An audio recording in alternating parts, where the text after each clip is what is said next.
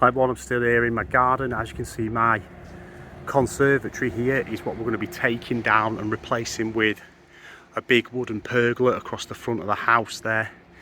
This conservatory has been here since the 70s. It's single glazed. It's not one of those that you can have re-roofed, being a lean-to with the flat roofing.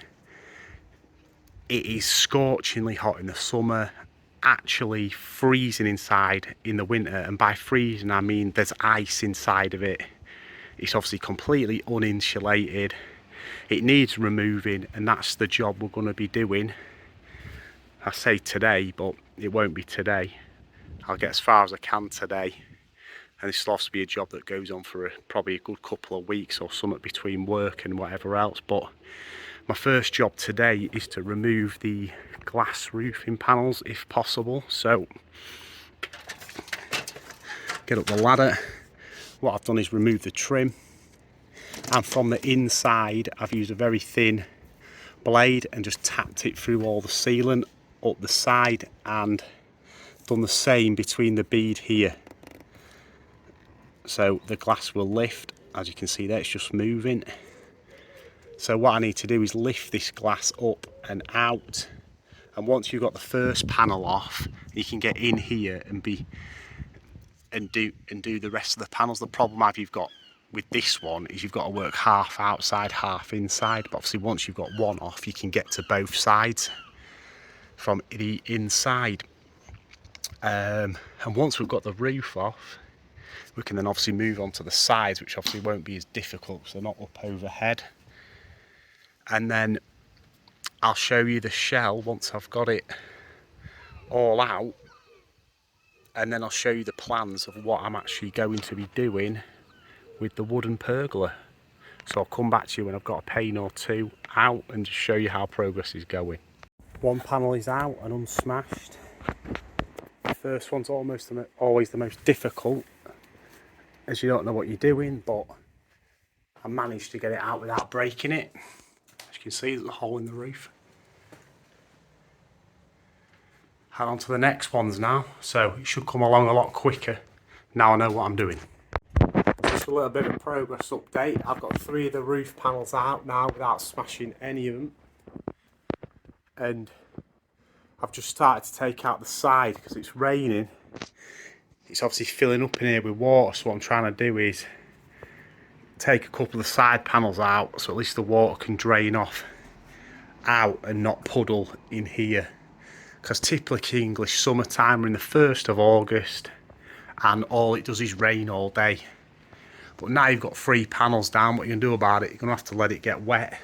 So just crack it on while it's raining to try and get as much down as possible, and try and be able to get as much water out of here as possible.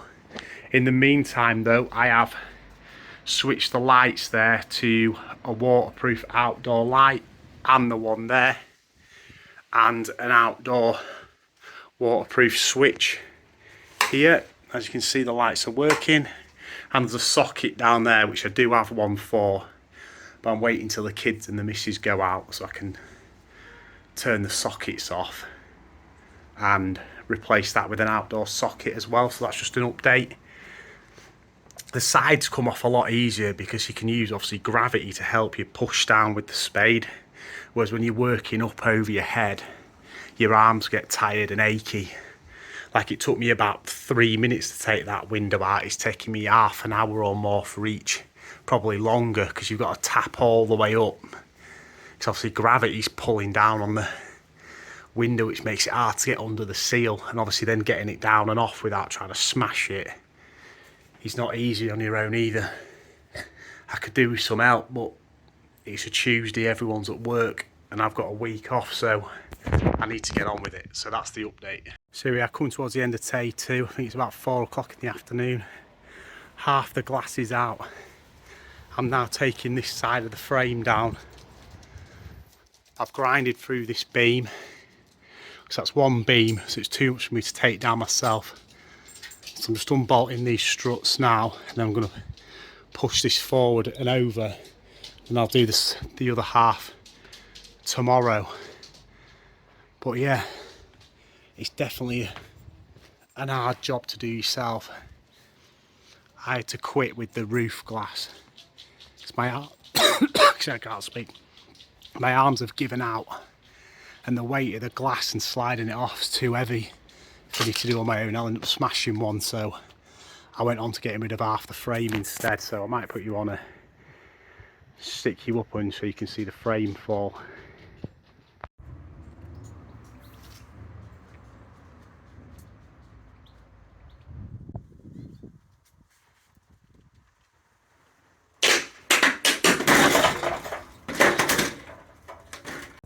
You can see now it's pretty much down. I've left that side in because the dogs can still get out, and I don't get the wood delivery until tomorrow to start putting it up, so I just need to unbolt some bolts across the top and hopefully it'll all come forward and fall out. My next quandary is putting the posts up. There's going to be a post there, middle and to the right, and I'm trying to think about what's best to do. Either bolt them straight into the brick here so I don't have to dig down, or take the patio slab out and dig a hole and postcrete them in. The problem I've got is it's on a slope, so there's not as much brick down that end as there is at this end. So obviously you put 2 bolts in here, then it'll be supported by the rafters and everything. But down there's not enough room for 2 bolts, so it probably looks like I'm going to have to go for the postcrete option. So that's my next quandary, but it looks like probably digging a hole out for postcrete is my best option at the moment. Okay, so the next thing I did was remove the radiator from here. As you can see, I've put the couple of push fit caps on. I probably should have filmed me removing the radiator, but it's easy enough, and there's other videos on YouTube. This video is going to be a long one anyway, but you just isolate the valves at both sides. I obviously had to cut the pipe because I'm completely removing the radiator for good, and put the end caps on. You are going to get some water spillage, so if you're going to be removing a radiator in your own house, you do need to be aware that you will spill some water, but I'm not going to go into it too much here, as obviously I've not shown you, and there's plenty of other YouTube videos around. But as you can see now, there's just one set of glass there to keep the dogs in, and all the wood is turning up from Travis Perkins tomorrow, so the rest of this frame will be coming down and we'll be starting with the woodwork. So here we go, we've just had a tropical downpour as per usual for English summer, and here's all the timber. So these thicker ones are going to be the front balustrade for it, and also to go up there to support the roofing timbers at both sides. These ones are the roof, the tops, the struts that go across like the ones that are up there now, and obviously the 3 posts. I'm just talking about the posts. Before we had this tropical downpour, I've just put in some posts. So I know I mentioned it on the previous one about digging in or concreting, but you go down a couple of inches into the mud and it's a concrete slab from the bottom of the actual floor, so these are getting bolted into the floor and then concreted around, and the post obviously goes in there.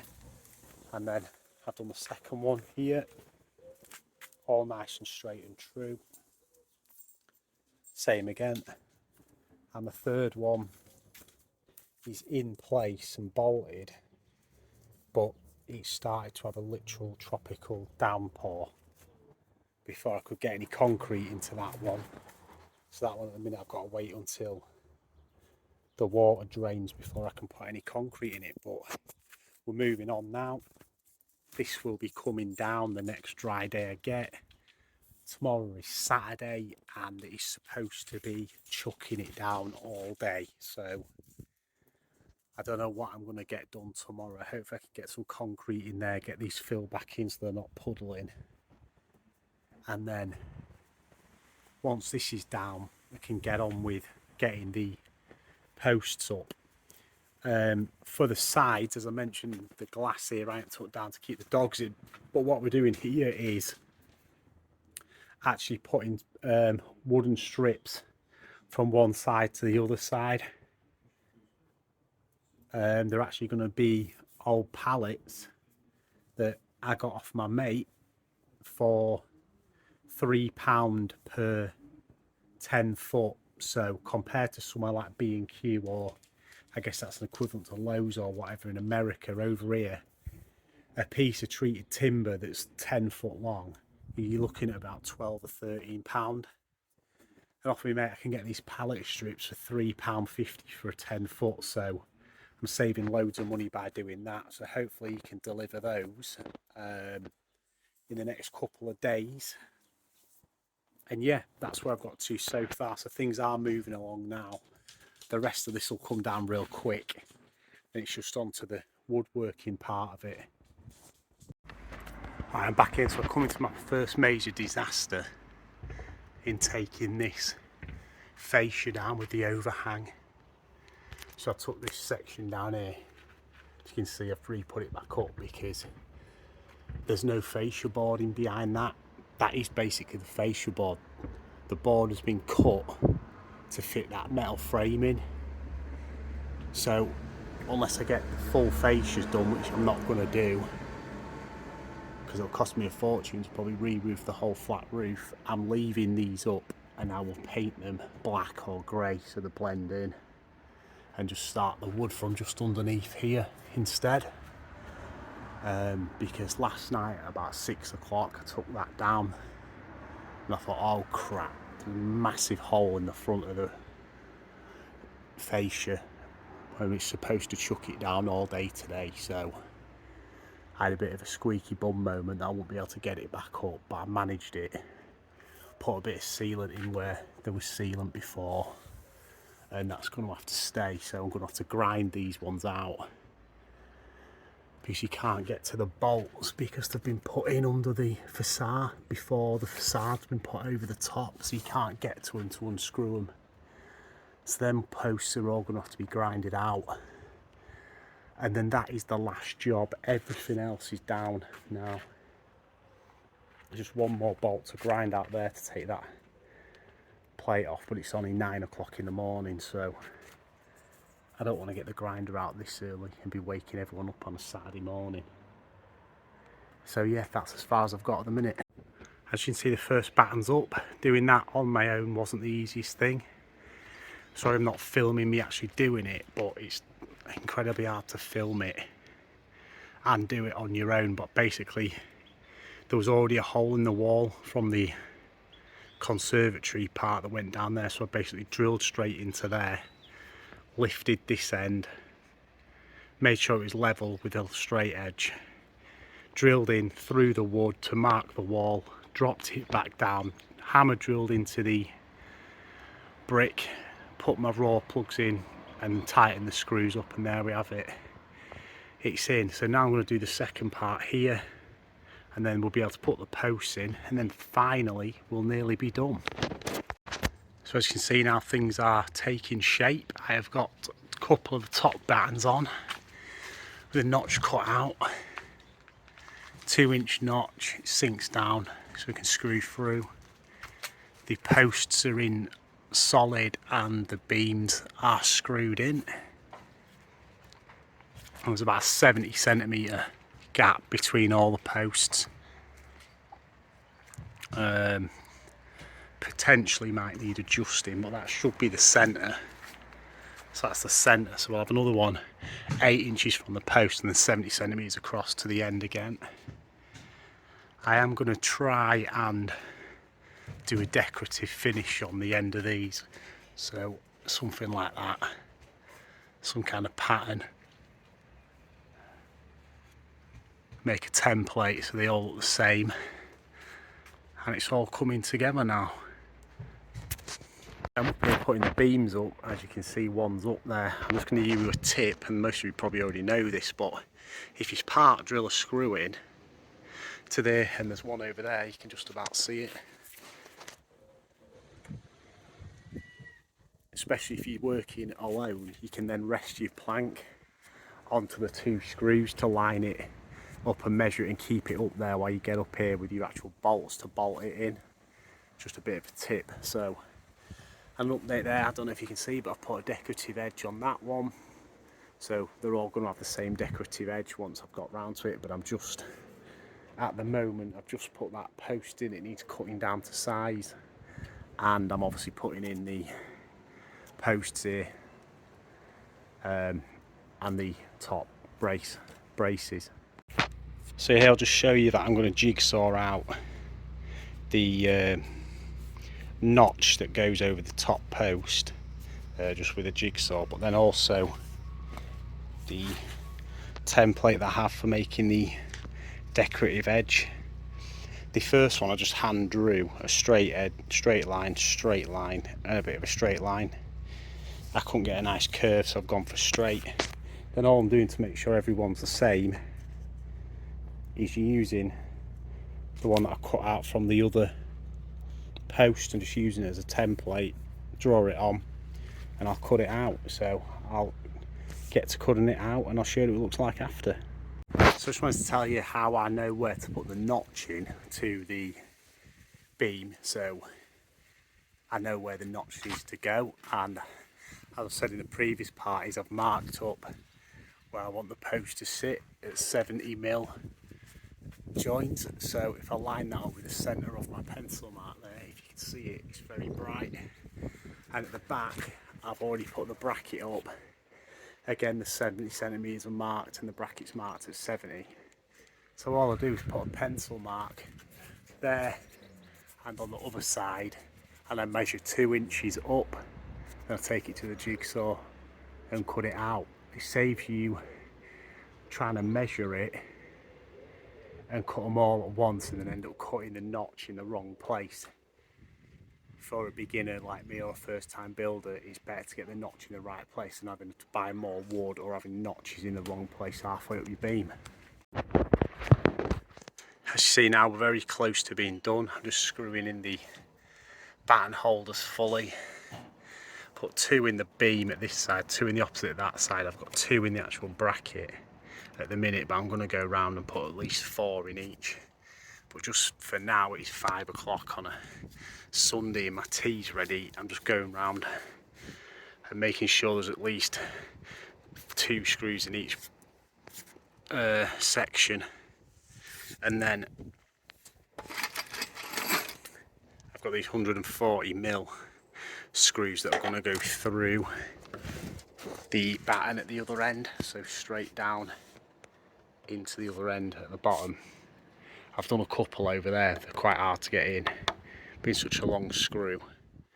It's easy to do a pilot hole, but yeah, so they're all for into there. Then once that's done, it should all be done, and I'll give you a quick run over of it fully done, apart from the slats at the side. Yes, here we go everyone, it is all up. Sorry about the mess in front of it, but there's the slats for the sides, and as you can see, it's now fully in situ and all bolted in. All the bolts are in the top rails. Could do is put some more screws in the brackets at the back, which I will do, but what I've done is also bolted on these balustrades at the side, so you can screw into the side of here. The beam will come across, and obviously screw into the side of the post, and then I'll probably put a couple just running down, up and down, just for a bit of support in the middle. I've cut my first batten over here to length, so this will just go across here like this, if I can do it one-handed while I'm holding the camera.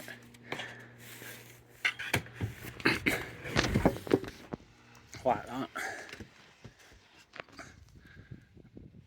And obviously we'll work these all the way up into like a screen or a fence, which I'll show you once it's actually done, because that's probably some of the worst camera work I've ever done in my life. So something like that, it'll just go across from the floor, which I was going to slab, but the slabs are so expensive, and after doing all this, what we're going to do is scuff these tiles up, put a decorative trim around this border in wood. I'm going to try some exterior floor paint that's like a slate grey. Just start off with, and if that doesn't work or it comes up or whatever, we'll look at tiling it later on. But next time I come back to you, hopefully the side slats will be up at least on one side, and the time after that I'll come back when the floor's done for a final overview. So just a quick update with where I am at now. As you can see, we've moved the furniture into there. I've started to put the sides on, so as you can see the sides are going up. So the pallet board sides, they're screwed in on the batten, measured, cut, screwed in on the back of there. I've run out of screws, so that's where I've had to stop. For once the sun is actually out, I'm getting some stain just to give it a treatment, even though it is treated wood, just a natural looking stain. As I mentioned before, the floor is going to be grey, and I've got some wooden trim for this edging where it goes from tile to like a dip down where the previous conservatory edging was. So there's going to be some wooden inserts going into there. But as you can see, things are definitely coming along now. Should be a quick job to put the rest of the sides up. This is just one quick cut, couple of screws, and we're done. So I think the next update I'll give you will be when it's fully finished, the floor's painted, the whole pergola is fully painted, and I'll show you what it looks like at the end. So here we go everyone, this is the finished product. As you can see, the sides are up now, fully up to 6 feet. The lights are all in, the up and down lighting, and there is some solar lights up on the top which I'll go into in a second. But as you can see, we've got some seating down. I decided not to paint the floor. I did paint somewhere around here about 6 or 9 panels grey. I didn't really like it. With the wood being light, I think the floor looks better being lighter as well, so we'll just move in.